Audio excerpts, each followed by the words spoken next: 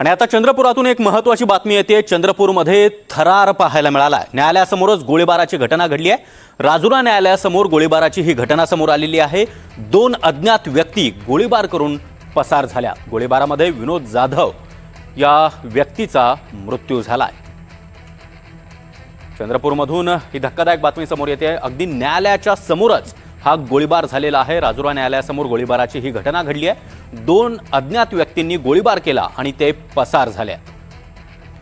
अभिषेक भटपल्लीवार सध्या आपल्यासोबत जोडले गेलेले आहेत। अभिषेक, नेमकी काय घटना घडली आहे? यामध्ये एका व्यक्तीचा मृत्यू देखील झाला आहे। नक्कीच आता चंद्रपूर जवळ असलेल्या राजुरा या शहरामधील न्यायालयाच्या अगदी समोरील रस्त्यावरतीच एका दुकानात बसलेल्या विनोद जाधव याच्यावरती 2 दुचाकीवरती आलेल्या युवकांनी गोळीबार केल्याची एक धक्कादायक घटना आता समोर आलेली आहे।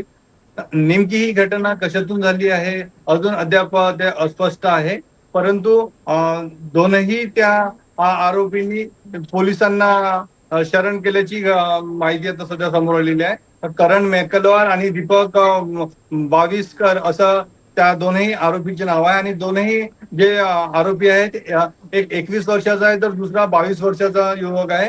नेमकं कारण काय आहे हत्या करण्याचं अजून सध्या समोर आलेलं आहे। आता पोलीस याचा चौकशी दरम्यान त्यांच्या समोर येईल। नक्कीच अभिषेक, धन्यवाद दिलेल्या या माहितीसाठी। दरम्यान हे दोन्ही आरोपी आता पोलिसांना शरण आल्याची माहिती आमचे प्रतिनिधी अभिषेक भटपल्लीवार यांनी दिली आहे।